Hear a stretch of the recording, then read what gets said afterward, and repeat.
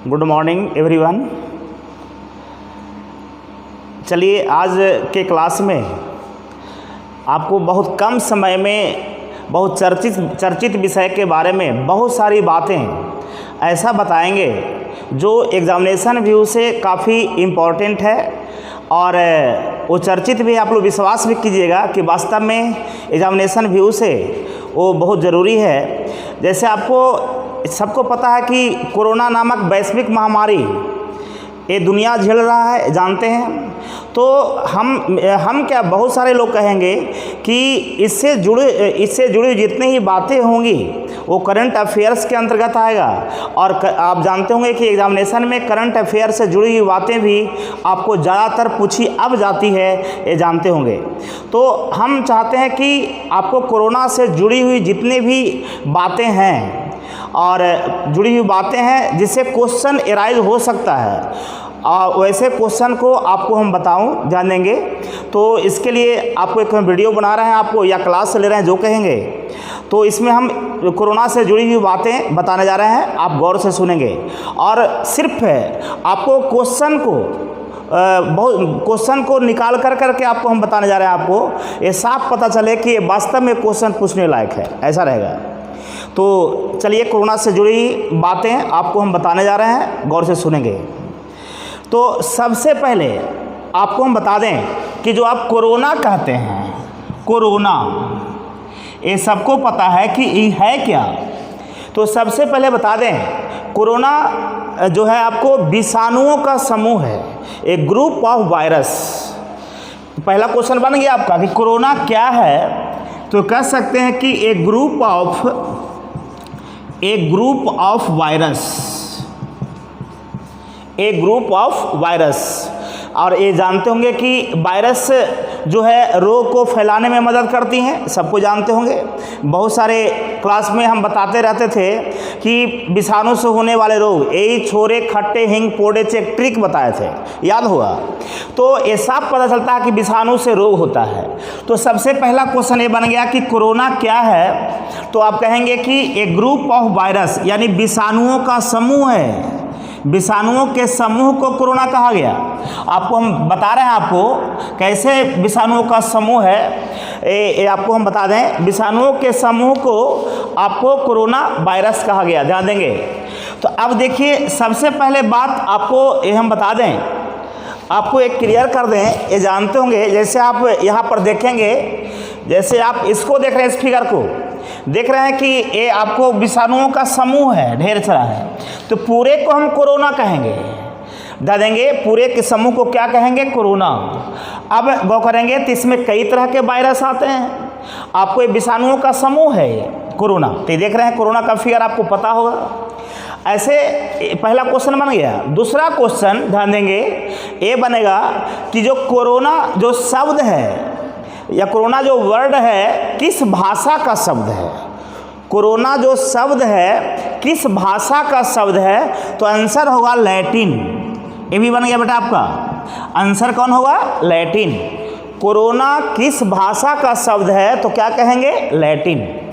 ऐसे सबको पता है कि कोरोना जो शब्द है, आपको हम बता दें, कोरोना जो शब्द है आपको हम क्लियर कर दें, ये लैटिन भाषा के क्राउन शब्द से बना है। क्राउन, आपको लैटिन भाषा के शब्द क्राउन से बना है। और बेटा आप जानते होंगे कि क्राउन का मतलब होता है मुकुट। क्राउन का मतलब क्या होता है? मुकुट। जानेंगे, ये सबको पता है। आप यदि ये कोरोना वायरस को देख रहे होंगे तो इसका आकार कहा जाता है, इसका आकार जो है ये मुकुट जो निकला नहीं देख रहे हैं इसके ऊपर, ये मुकुट के जैसा दिखता है। ऐसे मुकुट हम लोग जानते हैं कि राजा महाराजा लोग पहनते हैं अपने सर में। तो ध्यान देंगे, तो ये निकला ये इसी को मुकुट कहा गया है। तो गौर करेंगे तो ये इसका आकार मुकुट के जैसा है, इसलिए इसको नाम दे दिया गया कोरोना, यानी क्राउन से बना कोरोना। क्राउन से बना कोरोना। तो ध्यान देंगे। तो दूसरा क्वेश्चन यहाँ बन गया, ये मुकुट के जैसा तब दिखाई देता है जब इसको हम इलेक्ट्रॉन सूक्ष्मदर्शी से देखते हैं। अब इलेक्ट्रॉन सूक्ष्मदर्शी का तो नाम सुने होंगे, आप जानते होंगे, माइक्रोस्कोप अंग्रेजी में कहते हैं। वो सूक्ष्म माने छोटा वस्तु को बड़ा करके दिखाता है, उसको मैग्नीफाई करके दिखाता है। ध्यान देंगे। तो जब इलेक्ट्रॉन सूक्ष्मदर्शी से इतना बड़ा बड़ा थोड़ी रहता है, देखेंगे हमारे शरीर में ये तो, लेकिन वही इलेक्ट्रॉन सूक्ष्मदर्शी से जब देखते हैं इस वायरस को तो बड़ा बड़ा दिखाता है, तो ये मुकुट के जैसा दिखता है। इसलिए आपको गौर करेंगे, इसको नाम दे दिया गया कोरोना। यानी कोरोना बना किससे? क्राउन से। क्राउन किस भाषा का शब्द है? लैटिन भाषा का शब्द, जिसका अर्थ होता है मुकुट। चलिए, बहुत खूब, ये भी दिमाग में रखेंगे। तो ये कोरोना वाली बात हो गई, ये आपको हम क्लियर कर दें, ये जान जाएंगे। तो ये दूसरा क्वेश्चन बन गया।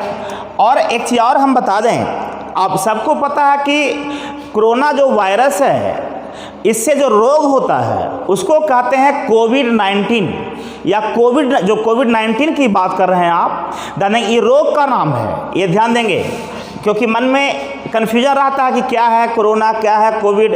तो आपको हम क्लियर कर दें, जो आप कोविड-19 की बात कर रहे हो बेटा, ध्यान देंगे, कोविड-19, तो इसका मतलब समझा दें आपको हम। आपको CO से कोरोना, V से वायरस धा देंगे, और VI से वायरस, और D से डिजीज। कोविड का फुल फॉर्म हो गया, ये भी फुल फॉर्म भी याद रखिएगा, क्वेश्चन बन गया, बारीकी से पढ़ेंगे, एक को क्वेश्चन नहीं छूटेगा आपको। CO से हो गया कोरोना, क्या हो गया? कोरोना। अब VI से हो गया वायरस, और D से हो गया डिजीज, और 19 इसलिए नाम दिया गया क्योंकि इस रोग का प्रचलन 2019 में हुआ। ये सबको पता है, इस रोग का प्रचलन 2019 में हुआ, इसलिए इसको 19 लगा दिया, कोविड-19। तो आपको कोरोना से जो रोग होती हैं उसका ऑफिशियल नाम है आपको कोविड-19। और ये नाम दिया कौन? ये भी क्वेश्चन पूछता है कि कोविड-19 नाम कौन दिया, रोग का नाम? तो ये दिया WHO। नाम सुनोगे, WHO, बात को समझेंगे। तो WHO ये जानते होंगे कि एक अंतर्राष्ट्रीय संगठन है आपको, जिसकी स्थापना 7 अप्रैल 1948 को हुई थी, और इसका मुख्यालय जिनेवा में है। जिनेवा देश नहीं है, जिनेवा टाउन का नाम है, और ये स्विट्जरलैंड में है। ये भी याद रखेगा, बहुत सारे के मन में चलते रहता है कि जिनेवा नाम सुनते हैं तो उनको देश भी लगता होगा, लेकिन बता दें कि जिनेवा एक प्रमुख शहर का नाम है जो कि स्विट्जरलैंड में है। आपको जिनेवा में कई अंतर्राष्ट्रीय संगठन का मुख्यालय है। तो गौर करेंगे, तो WHO ने कोरोना वायरस से होने वाले रोग का नाम आपको कोविड-19 रखा। ये भी क्वेश्चन आ सकता है कि कोरोना वायरस से होने वाले रोग का नाम कोविड-19 किस संस्था ने रखी? तो आंसर होगा WHO। क्या होगा? WHO। ये जानते होंगे आप, तो दिमाग में रखेंगे बेटा ये। और ये भी क्वेश्चन बन गया यहाँ पर कि WHO का full form world health organisation. WHO का फुल फॉर्म होता है आपको वर्ल्ड हेल्थ, धा देंगे, हेल्थ ऑर्गेनाइजेशन। आपको याद रखेंगे, इसको हिंदी में कहते हैं विश्व स्वास्थ्य संगठन। इसी को हिंदी में कहते हैं विश्व स्वास्थ्य आपको संगठन, ध्यान देंगे, विश्व स्वास्थ्य संगठन इसको हिंदी में बोलते हैं। ध्यान देंगे, इसमें कोई टेंशन नहीं है। चलिए, WHO का नाम सुन लिया आप। अब आगे बताएं, जैसे आपको ये बीमारी, अब अगला क्वेश्चन बोलने जा रहे हैं आपको। अभी तो बता दिए कि कोरोना नामक जो वायरस है, हालांकि इसमें 3-4 टाइप के वायरस आते हैं। जो कोरोना वायरस होते हैं 4 टाइप का, जैसे आप पढ़ेंगे NL63, नाम सुने आप लोग? NL63 263E कोरोना वायरस का नाम है। आपको हम बता दें कि कोरोना जो वायरस हो गया, इसमें कई वायरस का समूह है, कई प्रकार के वायरस हैं, बता देंगे। ऐसे आप लोग पढ़े होंगे, क्वेश्चन ये भी जान जाइए कि आपको वायरस को हिंदी में बोलते हैं विषाणु। आप पढ़े होंगे बेटा कि वायरस में सेल नहीं पाया जाता है, सेल माने कोशिका। बायोलॉजी की क्लास में हम बताते रहते हैं, ध्यान देंगे कि आपको क्वेश्चन पूछता है कि विषाणु यानी वायरस में सेल पाया जाता है कि नहीं, तो जवाब होगा नहीं। लेकिन आपको बता दें, और सेल में रहता RNA और DNA, सेल में ही रहता आरएनए डीएनए, बात को समझिएगा। लेकिन ध्यान देंगे तो ऐसे जनरली वायरस में आपको आरएनए डीएनए नहीं पाई जाती हैं, लेकिन इसका एक्सेप्शन है, यानी अपवाद जो है, ध्यान देंगे कोरोना में आरएनए पाई जाती हैं, इसलिए इसको आरएनए वायरस भी कहा जाता है। अब डीएनए आरएनए पढ़े होंगे, आपको हम बताए थे, आपको बायोलॉजी क्लास में हम बोलते रहते हैं कि डीएनए आरएनए आपको सेल के यानी कोशिका के केंद्र में पाए जाने वाला कोशिकीय अम्ल है, इसको न्यूक्लिक एसिड कहते हैं। न्यूक्लिक एसिड, आपको न्यूक्लिक एसिड में आता है डीएनए तथा आरएनए। तो गौर करेंगे ऐसे जनरली आपको वायरस में आरएनए डीएनए नहीं पाया जाता है, लेकिन एकमात्र वायरस कोरोना जिसमें आरएनए पाई जाती है, इसलिए इसको आरएनए वायरस भी कहा जाता है। याद रखिएगा, इसको आरएनए वायरस भी कहा जाता है बेटा। ध्यान देंगे कई क्वेश्चन बन रहा है आपका, गौर से सुनिएगा। ध्यान देंगे आपको आरएनए वायरस भी इसको कहा जाता है। क्यों कहा जाता है? क्योंकि इसमें आरएनए पाई जाती हैं और अन्य वायरस में आरएनए नहीं पाई जाती हैं। ये भी याद रखिएगा, इसमें कोई टेंशन नहीं होनी चाहिए। चलिए ध्यान देंगे, आपको जो आरएनए की बात करें वो फिगर में भी आपको हम दिखा दें कि आरएनए कैसे पाई जाती है, किस आकार की होती हैं, तो आप फिगर में भी देखेंगे। आरएनए वायरस की बात करें तो आपको यहाँ पर देखेंगे, हाँ देखिएगा, यहाँ पर इस फिगर को देखिए, ये सब जो देख रहे हैं आप, यही आरएनए है बेटा। ये तो कोरोना वायरस हो गई, ये कोरोना वायरस है। ध्यान देंगे इसी के अंदर जो आप देख रहे हैं, ये जो देख रहे हैं, ध्यान देंगे यही आपको, आप जो देख रहे हैं बेटा, यही आपको आरएनए है, ठीक है। यानी कोरोना में आपको आरएनए पाई जाती है, यानी कोरोना नामक वायरस में आरएनए पाई जाती हैं, जो कि आप देख रहे हैं आप। क्लियर? चलिए ध्यान देंगे, ये जो आकार है बेटा, आप पढ़े होंगे एक डीएनए का शेप होता है बेटा, आपको इस प्रकार से पढ़े होंगे आप। डीएनए का शेप जो होता है आपको इस प्रकार का एक दूसरे कट करती है डीएनए, जिसको कहते हैं डबल हेलिक्स मॉडल, नाम सुने होंगे। लेकिन आरएनए का जो शेप होता है इस प्रकार से होता है, ध्यान देंगे। तो यानी इसमें आरएनए पाई जाती हैं, इसलिए इसको आरएनए वायरस भी कही जाती हैं। ये आप फिगर से पता चल रहा होगा, ये आरएनए वायरस है बेटा, आपका आरएनए है। ध्यान देंगे जो यहाँ लिखा हुआ है। अब ध्यान देंगे आपको क्लियर कर दें, ऐसे ये वायरस के बारे में आप लोग तो सुने, आप लोग क्या कि पूरा दुनिया इसको जानता है, कहता है कि वायरस रोग फैलाता है। इसे समानतः स्तनधारियों तथा पक्षियों में ये रोग फैलाता है, स्तनधारियों तथा पक्षियों में रोग फैलाता है। लेकिन कहता है कि एक स्तनधारी में आता है गाय भी और सूअर भी, कहता है कि गाय तथा सूअर में ये अतिसार नामक बीमारी उत्पन्न करती हैं। अतिसार कहते होंगे तो बहुत सा को बुखार चढ़ता होगा, अतिसार को ही अंग्रेजी में कहते हैं डायरिया, आप जानते होंगे। इसमें लूज मोशन होता है, जानते भी होंगे। तो गौर करेंगे, आपको ये सबको पता है कि ये भी क्वेश्चन पूछ सकता है कि कोरोना नामक वायरस से गाय तथा सूअर में जानेंगे कौन से रोग उत्पन्न होते हैं। गौर करेंगे तो जवाब होगा अतिसार। अतिसार ध्यान देंगे, अतिसार जिसको अंग्रेजी में कहते हैं डायरिया, ए पेचिस भी कह सकते हैं आप, इसमें कोई टेंशन नहीं है, तो भी दिमाग में रखिएगा। और ऐसे समानता वो दोनों को छोड़कर भी अन्य जीवों में ये रोग फैलाता है। तो जब फैलाता है तो उस जीव के श्वसन तंत्र को प्रभावित करता है, और श्वसन तंत्र का संबंध है फेफड़ा से, जिसको अंग्रेजी में कहते हैं लंग्स। जानेंगे आपको ये भी क्वेश्चन पूछ सकता है कि समानतः कोरोना नामक वायरस मानव शरीर या कोई भी जीव के किस अंग को प्रभावित करता है, तो इसका जवाब होगा फेफड़ा। फेफड़ा नहीं रहे, फेफड़ा को अंग्रेजी में लंग्स बोलते हैं। अगर बेटा फेफड़ा नहीं रहे तो आप इसको कह सकते हैं श्वसन तंत्र रहे, तो श्वसन तंत्र को ही टिक मारेंगे, ठीक होगा। क्लियर? तो एक क्वेश्चन ये भी बन गया। ये भी क्वेश्चन पूछ सकता है कि कोरोना नामक वायरस मानव शरीर के किस अंग को प्रभावित करता है, तो आ जाएगा फेफड़ा या श्वसन तंत्र। ये भी क्वेश्चन बन गया आपका, ये ध्यान रखेंगे, इसमें कोई टेंशन नहीं है आपको। ऐसे सबको पता है, ऐसे कहता है कि चाइना में आपको ये तो सबको पता है कि कोरोना वायरस का प्रकोप जानेंगे या कोरोना वायरस की पहचान सबसे पहले कहाँ हुई, या इस वायरस की खोज सबसे पहले कहाँ हुई, तो ध्यान देंगे सबको पता है चाइना में। और चाइना में भी एक प्रांत है, प्रांत को राज्य कहते हैं, स्टेट, उसका प्रांत का नाम है ध्यान देंगे हुबेई। ध्यान देंगे आपको चीन के हुबेई प्रांत के वुहान नामक शहर में ध्यान देंगे सबसे पहले इस वायरस की खोज हुई, या ये वायरस प्रचलन में आई। तो ये भी क्वेश्चन बन सकता है कि कोरोना वायरस की पहचान सबसे पहले कहाँ हुई, तो आपका जवाब होगा ध्यान देंगे आपको वुहान। कहाँ पर? वुहान। आपको पता होगा वुहान, ये वुहान एक शहर है जो कि चीन के कौन राज्य में?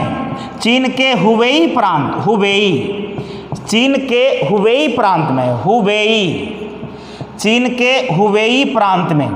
ये भी याद रखिए बेटा, देश तो हो गया चाइना, किस प्रांत, प्रांत कहेगा तो हुबेई, कौन सा शहर में? तो वुहान। जानेंगे। और सबको पता है कि ये वायरस आपको सबसे पहले देखी गई वहाँ पर समुद्री जीवों के व्यापार करने वाले लोगों में। तो गौर करेंगे, इस सबको पता हो गया। एक क्वेश्चन बेटा ये भी बन गया। तो ये सबको पता है कि दुनिया में सबसे पहले कोरोना वायरस का उद्भव आपको कहाँ हुआ, तो आंसर होगा चाइना। चाइना के किस प्रांत में? तो हुबेई प्रांत में। हुबेई प्रांत के किस शहर में? तो वुहान। ये भी क्वेश्चन बन गया आपका। चलिए आगे हम लोग बढ़ते हैं, ये ध्यान देंगे, ये क्वेश्चन बन गया। आपको कोरोना से जुड़ी आपको जितने भी क्वेश्चन निकलेंगे सबको आपको हम बता देंगे। आप बारी से देखिएगा, इस पर हम कई वीडियो डालेंगे, पार्ट 1, पार्ट 2, पार्ट 3 करके। ये ध्यान देंगे क्योंकि अभी चल रहा है वो, जैसे जैसे आते जाएगा हम डालते जाएंगे, तो इसलिए इस वीडियो को देखना ना भूलें, हम यही कहेंगे।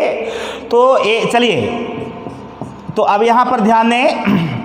अब क्वेश्चन आएगा कि चीन में सबसे पहले कोरोना वायरस की पहचान कब हुई, या कोरोना वायरस का पहला मरीज कब मिला। तो देखिए ऐसे आंसर हम लोग मारेंगे 8 दिसंबर 2019 को, याद रखिएगा। जबकि कुछ लोगों का कहना है कि 17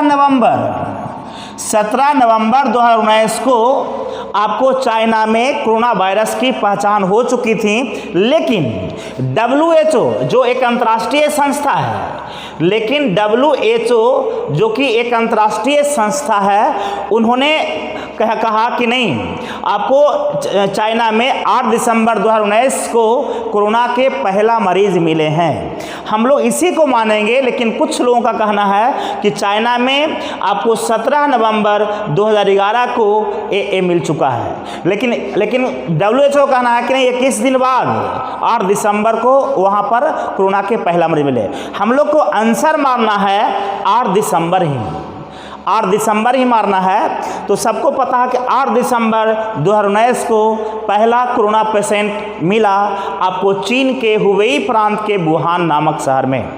क्लियर? चलिए बहुत अच्छा, ते भी दिमाग में रखिएगा। ये चाइना की बात कर रहे हैं आपको हम। तो चलिए, ये तो चाइना में आप जानते होंगे कि चाइना से आपको इस वायरस का फैलाव दुनिया के कई देशों में हो गया। सबको पता कि दुनिया के अधिकांश देश इससे जूझ रहे हैं अभी भी, ये सबको पता है। तो आपको हम क्लियर कर दें कि ये तो चाइना में उस समय ऐसे कहता है कि आपको चाइना में इसका प्रकोप ज़्यादा जब हो गया, ज़्यादा लोग पीड़ित होने लगे, तो वहाँ पर लॉकडाउन भी शुरू की गई, जैसे भारत में लॉकडाउन सबको पता है। और आपको हम बता दें, अब यहाँ पर क्लियर करने जा रहे हैं आपको हम कि भारत में कोरोना का पहला मरीज कब मिला, अब कहाँ मिला, एक क्लियर करना जा रहे हैं बेटा आपको हम। तो कहा जाता है, अभी भी क्वेश्चन बन जाएगा आपका, कि भारत में कोरोना के पहला मरीज कब मिले। तो आंसर होगा आपको 30 जनवरी 2020। 30 जनवरी 2000, याद रखेंगे इस चीज़ को, ये सब चर्चित है। भारत में कोरोना के पहला मरीज कब मिले, तो आपका जवाब होगा 30 जनवरी 2020। 30 जनवरी 2020 को मिले कोरोना के पहला मरीज। और कहाँ मिले, तो कहता है बेटा कि एक सऊदी अरब से 76 वर्षीय युवक आया था, सऊदी अरब से, वो मिला केरल के त्रिशूर नामक स्थान पर। यानी केरल में मिला, किस राज्य कहेगा तो राज्य कहेंगे केरल, किस स्थान कहेगा त्रिशूर, त्रिशूर। तो ये भी दिमाग में रखेंगे। तो 30 जनवरी 2020 को भारत में कोरोना के पहला मरीज मिले। आप सबको पता है कि एक मरीज से आपको आज जानते होंगे कि आज वर्तमान समय में लगभग आपको 5 लाख से ऊपर कोरोना मरीज मिल चुके हैं, ये जानते भी हैं। तो धीरे धीरे बढ़ते गया। तो एक क्वेश्चन ये बन गया कि कोरोना के पहला मरीज भारत में कब मिला, तो आप कहेंगे आपको त्रिशूर में, या ये भी कहेगा कि भारत में आपको कोरोना का प्रचलन कब से शुरू हुआ, तो 30 जनवरी 2020 को, 30 जनवरी 2020 को। आप जानते होंगे कि आपको कोरोना के बढ़ते संक्रमण को रोकने के लिए आपको भारत सरकार ने कई प्रयास किए। आप जानते होंगे इसके लिए क्वारंटाइन सेंटर बनाया, लॉकडाउन शुरू की, ये सबको पता है, जानेंगे। आपको सबको पता है क्वारंटाइन सेंटर का नाम सुनोगे। एक क्वारंटाइन सेंटर होता है बेटा, एक आइसोलेशन सेंटर होता है, ये जानते होंगे। तो आपको क्वारंटाइन सेंटर और आइसोलेशन सेंटर में थोड़ा सा अंतर बता दें, आपको हो सकता है इससे भी जुड़ा क्वेश्चन पूछ सकता है। तो एक क्वारंटाइन का मतलब होता है कि आपको अलग रहना, आपको कुछ निश्चित दिन तक, ऐसे बुक तो कहता है 40 दिन तक, ऐसे हमारे यहाँ जानवे करते हैं कि 14 दिन तक अलग रहे थे लोग। तो अलग रखने के लिए, आपको लोगों को अलग रखने के लिए, अलग क्यों आप समझते होंगे कि दूसरे लोगों के संपर्क में ना आए, रखने के लिए सही लोग, अभी पता नहीं है कि कौन, जानेंगे। तो सही लोगों को आपको क्वारंटाइन करने के लिए, यानी अलग रखने के लिए जो एक जगह बनाया गया वो क्वारंटाइन सेंटर कहा गया। ऐसा सबको पता कौन लोगों को रखने के लिए, जिससे संक्रमण का खतरा है। जैसे बाहर से लोग आ रहे थे, दिल्ली से, महाराष्ट्र से, उन लोग दूसरे के संपर्क में न जाए बिहार में आकर के, इसके लिए पहले 14 दिन तक उसको क्वारंटाइन रखा गया, क्योंकि कहा जाता है कि 14 दिन तक वो अपना असर दिखाना शुरू कर देता है। और ध्यान देंगे तो वही क्वारंटाइन सेंटर बनाया गया। अब एक क्वारंटाइन सेंटर समझ गए, एक आइसोलेशन सेंटर होता है। आइसोलेशन सेंटर वो होता है कि अगर आपको किसी मरीज में कोरोना के लक्षण दिखाई दे रहे हैं, देंगे, या कोरोना के लक्षण दिखाई दे रहे हैं, या कोरोना का लक्षण की पुष्टि हो गई, तो वैसे व्यक्ति को इलाज के लिए जिस स्थान पर रखा जाता है उसको कहा जाता है आइसोलेशन सेंटर। तो ध्यान देंगे, तो निश्चित है कि संदिग्ध मरीजों या जिसकी पुष्टि हो चुकी है कि इसको आपको ध्यान देंगे, एक कोरोना पेशेंट है, तो उन लोग को अलग रखने के लिए जिस सेंटर का निर्माण किया गया या जिसको सेंटर बनाया गया उसको कहा गया आइसोलेशन सेंटर। कौन सेंटर? आइसोलेशन। समझ गए होंगे आप। तो ध्यान देंगे, तो भारत में कोरोना के संक्रमण को रोकने के लिए आपको कई कदम उठाए गए, जिसमें एक लॉकडाउन, आप जानते होंगे लॉकडाउन का नाम सुनेंगे, जनता कर्फ्यू का नाम सुने आप। तो आपको हम क्लियर कर दें बेटा, आपको कोई टेंशन नहीं, आपको हम सब बता रहे हैं आपको हम। ये क्या है, भारत में आपको कोरोना वायरस के संक्रमण को रोकने के लिए आपको मोदी जी अपना कदम उठाते हुए आपको 18 मार्च को घोषणा किए कि आपको पूरे भारत में 22 मार्च 2020 को जनता कर्फ्यू लगा रहेगा, या जनता कर्फ्यू लगेगा। आपको जानते होंगे जनता कर्फ्यू लगेगा। जानेंगे जनता कर्फ्यू क्या है ये बता दें, यानी रोग के संक्रमण को रोकने के लिए कि आपको सबसे पहले जनता कर्फ्यू लगाने की घोषणा की कौन? नरेंद्र मोदी, जो भारत के तत्कालीन प्रधानमंत्री हैं। तो गौ करें 18 मार्च को घोषणा की कि 22 मार्च के दिन पूरे भारत में जनता कर्फ्यू लागू रहेंगी। जनता कर्फ्यू का मतलब हुआ कि जनता अपने घर से बाहर नहीं निकलेंगे, यदि किन्हीं को काफ़ी इमरजेंसी हो, काफ़ी, तो उस हालात में घर से निकलेंगे। ऐसे देश की कोई भी जनता आपको घर से बाहर नहीं निकलेंगे। यही जनता कर्फ्यू है। कि ऐसा करने से फ़ायदा क्या हुआ? एक बहुत सारे के मन में आता होगा कि जनता कर्फ्यू लागू करने से फ़ायदा क्या हुआ? अरे बेटा, जब घर से बाहर नहीं निकलेंगे तो लोगों के संपर्क में नहीं आएंगे, और जब दूसरे लोगों के संपर्क में नहीं आएंगे तो आप में संक्रमण का खतरा नहीं रहेगा, आप में कोरोना वायरस प्रवेश नहीं करेगा। क्लियर। और कोरोना वायरस प्रवेश नहीं करेगा तो कोविड-19 रोग नहीं होगा, ये जान जाइए। तो 22 मार्च 2020 को बता देंगे जनता कर्फ्यू लागू हुआ। लागू हुआ था सुबह 7 बजे से आपको रात 9 बजे तक, यानी 14 घंटा के लिए। ये भी याद रखेगा, कितना घंटा के लिए? आपको 14 घंटा के लिए जनता कर्फ्यू लागू हुई थी। और ये 22 मार्च को सुबह 7 बजे से लेकर के रात 9 बजे तक लागू हुई थी। बता देंगे अभी रखें कितना घंटा के लिए? 14 घंटा के लिए। कब? 22 मार्च 20। कब घोषणा की थी? 18 मार्च 2020 को। कौन की थी? तो नरेंद्र मोदी। क्या बात को समझ आ गई? बता देंगे इसमें इस पर अमल करेंगे। ये जनता कर्फ्यू की बात हो गई नहीं। और आपको पता होगा कि और ये जानते होंगे कि 24 मार्च को नरेंद्र मोदी घोषणा कर दिए कि आपको अब भारत में, संपूर्ण भारत में लॉकडाउन लागू होगा। लॉकडाउन माने लॉकडाउन में सब चीज़ बाधित हो गया था। आपको ट्रांसपोर्ट वगैरह सब जितने भी चीज़ थे, कारोबार होते थे, आपको सब बंद था। इन संपूर्ण भारत लॉक हो गया था। ये घोषणा की थी 24 मार्च को। कब की थी? 24 मार्च। ये सबको पता है, ये जानते भी हैं। और 21 दिन के लगा था। हालांकि ये वास्तव में प्रभावी हुआ 25 मार्च से और 21 दिन के लिए लागू हुआ था। और ये 14 अप्रैल तक चला था। 14 अप्रैल। यानी ये भी क्वेश्चन बन गया कि भारत में लॉकडाउन, जो पहला लॉकडाउन, आप जानते हो कि लॉकडाउन का 5वां चरण तक चला था। सबको पता है कि पहला चरण में लॉकडाउन किए थे 21 दिन के लिए। उसी तरह से दूसरा चरण में भी लॉकडाउन जारी रखे। फिर तीसरा चरण की घोषणा की, चौथा चरण की घोषणा की, 5वां चरण की घोषणा की।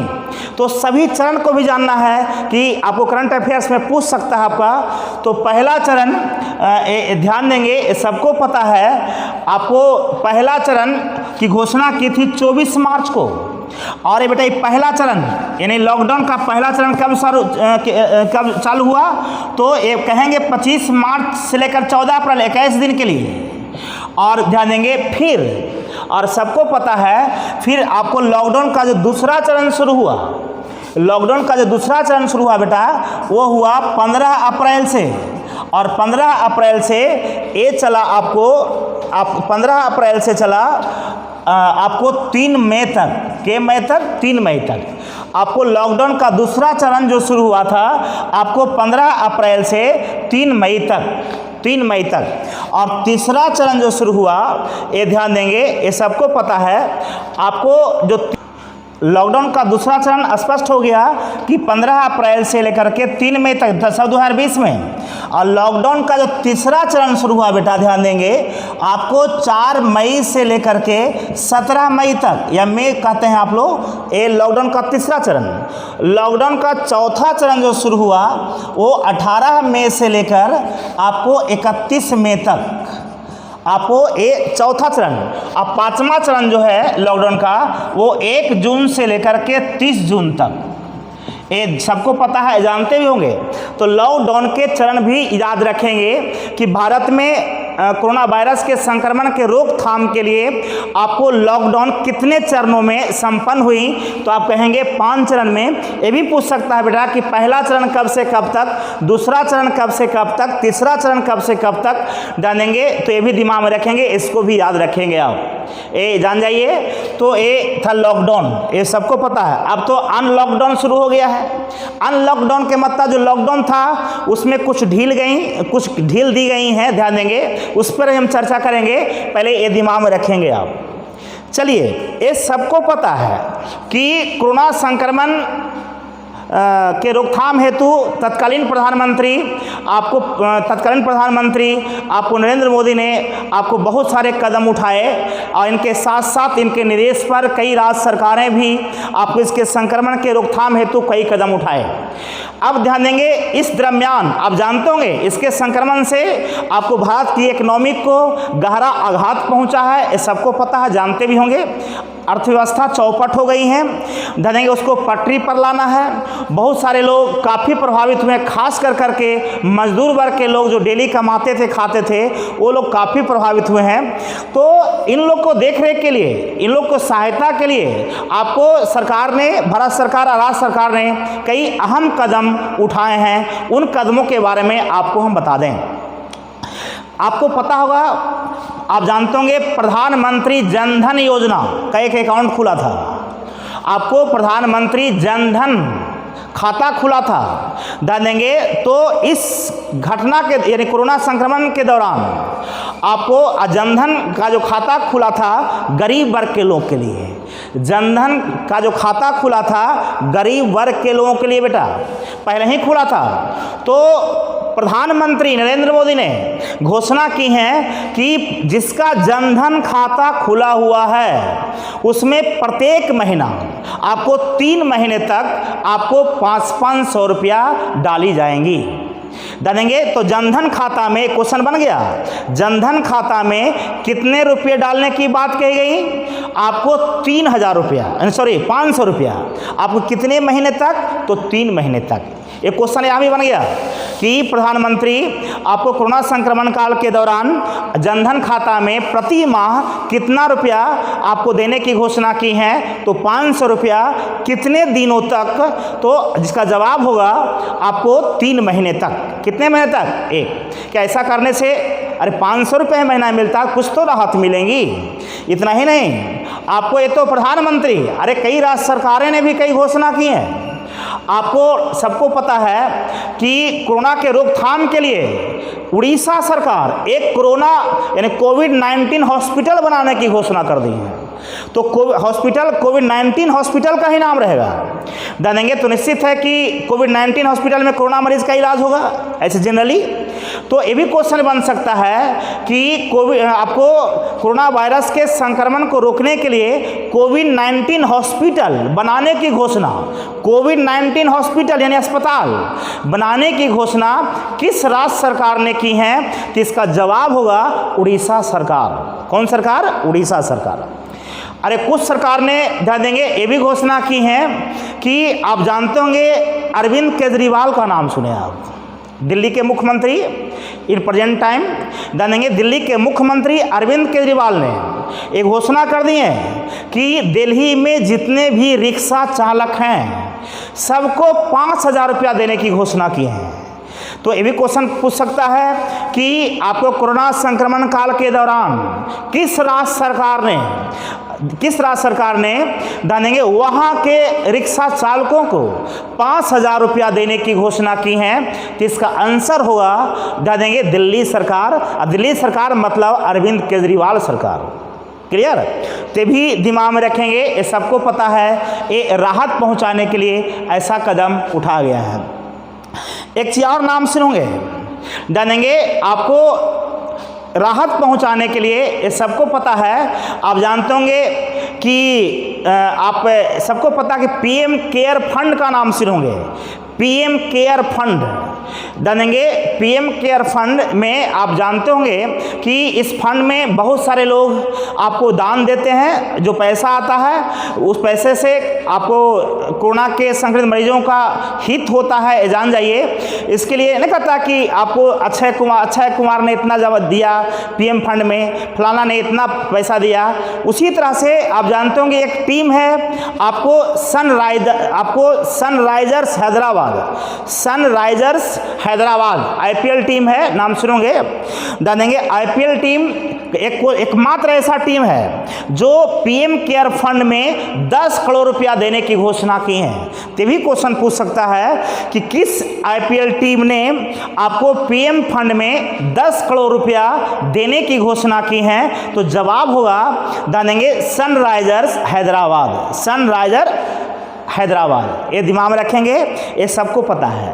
तो एक चीज़ और बता दें, इसके रोकथाम के लिए आप वो टर्म सुनोगे पीपीई किट, नाम सुनोगे आप, देंगे। पीपीई किट का नाम सुनोगे, पीपीई किट। ये क्या है बेटा, आपको हम बता दें। पीपीई किट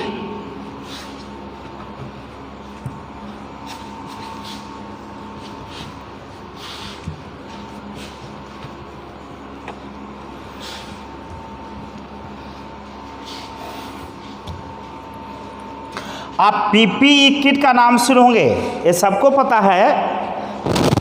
ये पीपीई किट क्या है, ये बात को समझेंगे।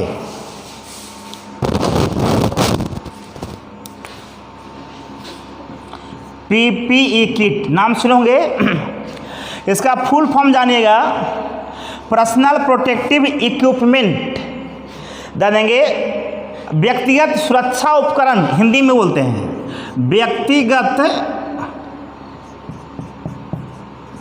व्यक्तिगत सुरक्षा उपकरण। उपकरण माने सामान, इसी का फुल फॉर्म होता है पर्सनल